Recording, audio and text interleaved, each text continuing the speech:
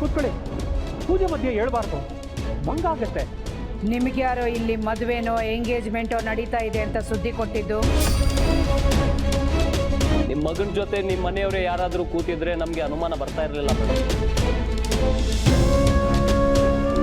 ನಿಮ್ಮ ಮನೆ ಕೆಲಸದವಳನ್ನ ಕೂರಿಸಿ ಪೂಜೆ ಮಾಡಿಸ್ತಾ ಇದ್ದೀರಾ ಅಂದ್ರೆ ಇದ್ರ ಹಿಂದೆ ಏನೋ ಉದ್ದೇಶ ಇರಬೇಕು. Shut up. ನೋಡಿ, ನಿಮ್ಮ ಫೇಕ್ ನ್ಯೂಸ್ ಹಬ್ಸೋದೇನಿದ್ರು ನಿಮ್ಮ ಪಾಲಿಟಿಕ್ಸ್ ಮಟ್ಟಕ್ಕೆ ಇಟ್ಕೊಳ್ಳಿ. ನಮ್ಮ ಪರ್ಸನಲ್ ವಿಷಯದ ಬಗ್ಗೆ ಮಾತಾಡಕ್ ಬಂದ್ರೆ ನಾವು ಪರ್ಸನಲ್ ಆಗೇ ತಗೋಬೇಕಾಗತ್ತೆ. ರೀ, ಏನ್ರಿ ನೀವು? ಸ್ವಲ್ಪ ದಿನದ ಕೆಳಗಷ್ಟೇ ನಮ್ಮ ಪ್ರೀತು ಜೊತೆ ಆ ಕೆಲಸದವಳು ಪಾರ್ವತಿ ಫೋಟೋ ನೋಡಿ ಎಂಗೇಜ್ಮೆಂಟೇ ನಿಂತೋಗೋ ಸ್ಥಿತಿಗೆ ಬಂದಿತ್ತು. ಆ ನೋವಿಂದಾನೆ ನಾವಿನ್ನೂ ಹೊರಗೆ ಬಂದಿಲ್ಲ. ಆಗ್ಲೇ ಆದಿತ್ಯನ ಜೊತೆ ಆ ಕೆಲಸದವಳು ಫೋಟೋ ತೆಗಿಯಕ್ಕೆ ವಿಡಿಯೋ ತೆಗಿಯಕ್ಕೆ ಬಂದ್ಬಿಟ್ರ ನೀವು? ಈ ಅಮ್ಮನೇ ಅಲ್ವಾ ನನಗೆ ಇಂಡೈರೆಕ್ಟ್ ಆಗಿ ಇನ್ಫಾರ್ಮೇಶನ್ ಕೊಟ್ಟಿದ್ದು. ಈ ಅಮ್ಮನ ಮಾತು ನಂಬ್ಕೊಂಡು ನಾನು ತಪ್ಪು ಮಾಡ್ಬಿಟ್ನಾ? ನೋಡಿ ಮಿಸ್ಟರ್, ನನ್ನ ಮಗನ ಮದುವೆನ ಕದ್ದು ಮುಚ್ಚಿ ಮಾಡೋ ದರ್ದು ನನಗಿಲ್ಲ. ಮದುವೆ ಮಾಡೋದೇ ಆದ್ರೆ 10 ಊರಿಗೆ ಹೇಳಿಕೆ ಕೊಟ್ಟೆ ಮಾಡ್ತೀನಿ. ಆಗ ನೀವು ಒಂದಲ್ಲ 100 ಕ್ಯಾಮ್ರಾ ತಗೊಂಡು ಬನ್ನಿ. 2 ದಿನ ಪೂರ್ತಿ ಕವರೇಜ್ ಮಾಡಿ.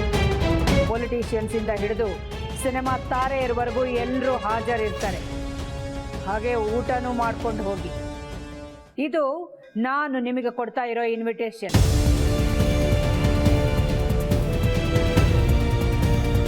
ಫುಟೇಜ್ ಎಲ್ಲ ಡಿಲೀಟ್ ಆಯ್ತಾ? ಆಯ್ತು ಮೇಡಮ್. ಮೇಡಮ್, ನಮ್ಮಿಂದ ತಪ್ಪಾಗಿದೆ. ಏನೋ ತಿಳಿದೆ ತಪ್ಪು ಮಾಡಿಬಿಟ್ವಿ. ನಮ್ಮ ಕ್ಯಾಮ್ರಾನ ನಮಗೆ ಕೊಟ್ಟರೆ ನಾವು ಹೊರಟು ಹೋಗ್ತೀವಿ. ಕ್ಯಾಮ್ರಾ ಕೊಡಿ ಅವ್ರಿಗೆ.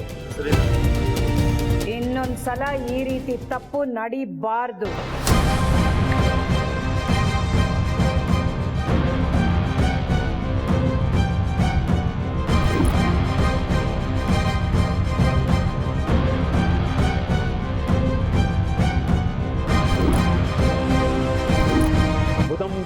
ಅರ್ಚಕ್ರೆ, 1 ನಿಮಿಷ.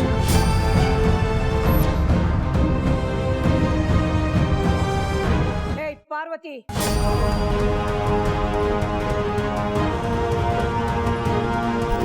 ಎದ್ದೇಳೆ. ಎದ್ದೇಳು ಅಂದೆ.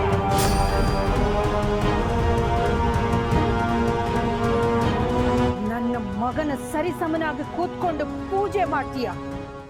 ಎಷ್ಟೇ ಪೊಗರು ನಿನಗೆ? ಅಕ್ಕ, ನನ್ ಭಾವನ್ಗೆ ಹೇಳ್ದೆ, ನಮ್ಮ ಆದಿತ್ಯನ ಜೊತೆ ಈ ಕೆಲಸದವಳನ್ನ ಕೂರಿಸಿ ಪೂಜೆ ಮಾಡ್ಸೋದ್ ಬೇಡ, ಇದು ನನ್ಗೆ ಇಷ್ಟ ಇಲ್ಲ ಅಂತ. ಆದ್ರೂ ನನ್ ಮಾತೇ ಕೇಳಲಿಲ್ಲ ಭಾವ.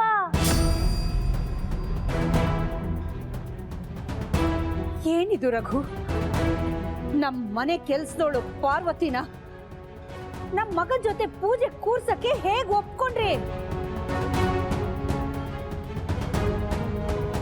ಅಲ್ಲ ಅಖಿಲ, ಅದು ನೆನ್ನೆ ಸ್ವಾಮಿಗಳು ಪಾರ್ವತಿ ಜಾತಕ ನೋಡಿ ಅವಳಿಗೂ ನವಗ್ರಹ ಪೂಜೆ ಮಾಡಿಸ್ಬೇಕು ಅಂತ ಹೇಳಿದ್ರು. ಅದಕ್ಕೆ ನಮ್ಮ ಮಗ ಆದಿ ಜೊತೆ ಪೂಜೆ ಕೂರ್ಸ್ಬಿಟ್ಟ? ಅವಳ ಕೈಯಲ್ಲೇ ಸಪರೇಟ್ ಆಗಿ ಪೂಜೆ ಮಾಡಿಸ್ಬೋದಾಗಿತ್ತಲ್ಲ. ನಮ್ಮ ಮಗನ್ ಜೊತೆಗೆ ಯಾಕೆ ಕೂರ್ಸಿದ್ರಿ ರಘು?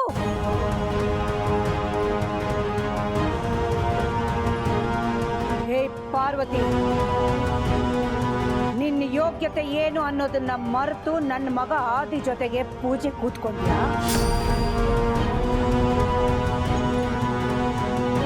ಇನ್ನೊಂದು ಕ್ಷಣ ನಿನ್ ಕಣ್ಮುಂದೆ ಕಾಣಿಸ್ಕೋಬಾರ್ದು. ಹೋಗೋ ಹೋಗೋ ಹೋಗೋ, ಹೊರಟು ಹೋಗೋ.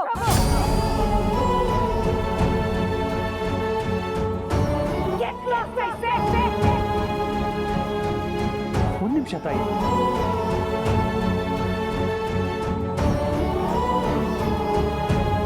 ಇಲ್ಲಿ ನವಗ್ರಹಗಳು ಪ್ರತಿಷ್ಠಾಪನೆ ಆಗೋಗ್ಬಿಟ್ಟಿದೆ, ಪೂಜೆನೂ ಅರ್ಧ ಆಗೋಗ್ಬಿಟ್ಟಿದೆ. ಮಧ್ಯದಲ್ಲಿ ಎದ್ದು ಹೋಗ್ಬಾರ್ದು.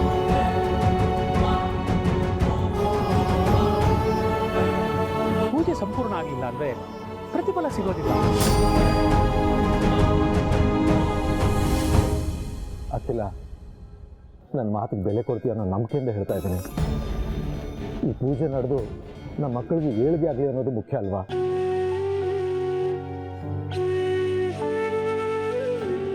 ದೊಡ್ಡಜ್ಮನ್ರೆ, ನೀವು ಯಾವಾಗ ಬಂದ್ರಿ? ನಾನು ಅವಾಗಲೇ ಬಂದೆ ಪಾರ್ವತಿ. ನೀವು ಇಷ್ಟೊತ್ತು ಮಾತಾಡಿದ್ನ ನಾನು ಕೇಳಿಸ್ಕೊಂಡೆ.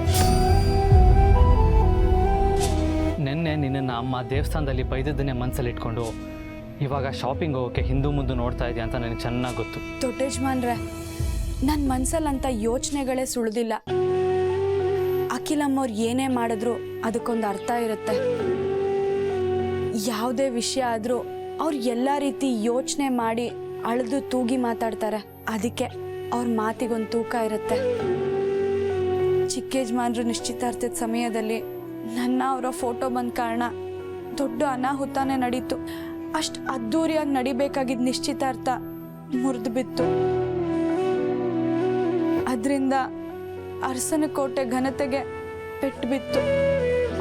ಆ ಅವಮಾನ ಮಾಸಕ್ಕೂ ಮುಂಚೆನೆ ದೇವಸ್ಥಾನದಲ್ಲಿ ತಿಳಿದೇನೋ ಮತ್ತೆ ಅಂತ ಸಂದರ್ಭ ಸೃಷ್ಟಿಯಾಯಿತು. ಅಕಸ್ಮಾತ್ ಫೋಟೋ ತೆಗೆದು ಟಿವಿಲಿ ಹಾಕಿ ನ್ಯೂಸ್ ಮಾಡಿದ್ರೆ ಮತ್ತೆ ಮನೆತನದ ಮರ್ಯಾದೆ ಹಾಳಾಗುತ್ತಲ್ಲ ಅನ್ನೋ ಭಯಕ್ಕೆ ಅಖಿಲಮ್ಮವ್ರು ಆ ರೀತಿ ಮಾತಾಡಿದ್ರು. ಅವ್ರು ಮಾಡಿದ್ ಸರಿಯಾಗೇ ಇದೆ ದೊಡ್ಡ ಯಜಮಾನ್ರೆ. ಇಷ್ಟಕ್ಕೂ ಅವ್ರು ಹೇಳಿದ್ದೇನು, ನೀವು ಪೂಜೆ ಮಾಡಿದ್ಮೇಲೆ ನನ್ನ ಕೈಯಲ್ಲಿ ಪೂಜೆ ಮಾಡಿಸ್ಬೋದಾಗಿತ್ತು ಅಂತ ತಾನೇ. ನಾನು ಅರ್ಚಕ್ರ ಮಾತು ಕೇಳಿಕೊಂಡು ನಿಮ್ಮ ಸರಿ ಸಮಾನವಾಗಿ ಕೂತೆ. ಅದೇ ನಾನು ಮಾಡಿದ ತಪ್ಪು. ನನ್ನ ನೀತಿ ಮಿತಿ ಮರಿದೇ ಇದ್ದಿದ್ರೆ ಅಂಥ ಪರಿಸ್ಥಿತಿ ಬರ್ತಾ ಇರಲಿಲ್ಲ. ನೀನು ಅಮ್ಮನ ತುಂಬ ಚೆನ್ನಾಗಿ ಅರ್ಥ ಮಾಡ್ಕೊಂಡಿದ್ಯಾ ಪಾರ್ವತಿ. ಆ್ಯಕ್ಚುಲಿ ನಾನೇ ನಿನ್ನ ತಪ್ಪಾಗಿ ಅರ್ಥ ಮಾಡ್ಕೊಂಡಿದ್ದೆ. ದೊಡ್ಡ ಯಜಮಾನ್ರೆ, ಏನು ನಿಮ್ಮ ಮಾತಿನ ಅರ್ಥ? ನಿನ್ನೆ ದೇವಸ್ಥಾನದಲ್ಲಿ ಅಮ್ಮ ನಿನ್ನ ಜೊತೆ ನಡ್ಕೊಂಡಿದ್ದ ರೀತಿಗೆ ನೀನು ಬೇಜಾರಾಗಿರ್ತೀಯ ಅಂದ್ಕೊಂಡಿದ್ದೆ. ಅದಕ್ಕೆ ನಿನಗೆ ಸಮಾಧಾನ ಮಾಡೋಣ ಅಂತ ಬಂದಿದ್ದೆ. ಅದು ಅಲ್ಲದೆ ಇವಾಗ ನಾ ಇಲ್ಲಿ ಬಂದು ನಿಂತು ನೋಡಿದಾಗ ನೀನು ಜಯ ಜೊತೆ ಶಾಪಿಂಗ್ ಹೋಗದೆ ಇರೋಕ್ಕೂ ಅದೇ ಕಾರಣ ಅಂತ ಅಂದ್ಕೊಂಡಿದ್ದೆ. ಆದರೆ ಇವಾಗ ನನಗೆ ಗೊತ್ತಾಯಿತು ನನ್ನ ತಪ್ಪು ಅಂತ. ಪಾರ್ವತಿ, ಕೆಲವೊಂದು ಸತಿ ಅಮ್ಮ ಆಡೋ ಮಾತು ನಡ್ಕೊಳ್ಳೋ ರೀತಿ ಹಾರ್ಷ್ ಅನ್ನಿಸ್ಬೋದು. ಆದರೆ ಅದರಿಂದ ಒಂದು ಕಾಳಜಿ ಇರುತ್ತೆ ಹೊರತು ಇನ್ನೊಬ್ರು ನಾನು ನೋಯಿಸೋ ಉದ್ದೇಶ ಇರಲ್ಲ. ದೊಡ್ಡ ಯಜಮಾನ್ರೆ, ಅಮ್ಮವ್ರ ಮನಸ್ಸು ಬೆಣ್ಣೆ ಥರ. ಪಾರ್ವತಿ, ಒಂದು ನಿಮಿಷ. ಪ್ರಸನ್ನ,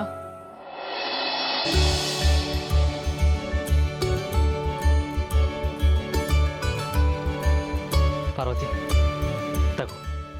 ಇದೇನು ದೊಡ್ಡ ಯಜಮಾನ್ರೆ? ಉಡುಗೊರೆ. ಉಡುಗೊರೆನಾ? ನಿನ್ನೆ ನಿಶ್ಚಿತಾರ್ಥಕ್ಕೆ ನನ್ನ ಕಡೆಯಿಂದ ಒಂದು ಚಿಕ್ಕ ಉಡುಗೊರೆ. ಇದರಲ್ಲಿ ಸೀರೆ, ಒಡವೆ ಎಲ್ಲ ಇದೆ.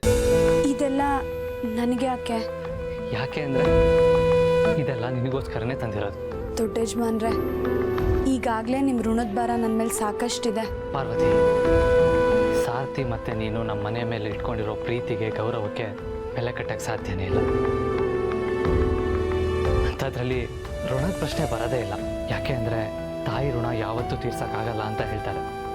ಹೀಗಿರುವಾಗ ಅಮ್ಮನ ಪ್ರಾಣ ಕಾಪತ್ತು ಬಂದಾಗ ನೀನು ಹಿಂದೆ ಮುಂದೆ ನೋಡದೆ ಅವ್ರ ಜೀವ ಉಳಿಸಿದ್ಯಾ. ಅದು ನಾನು ಯಾವತ್ತೂ ಮರೆಯೋದಿಲ್ಲ ಪಾರ್ವತಿ.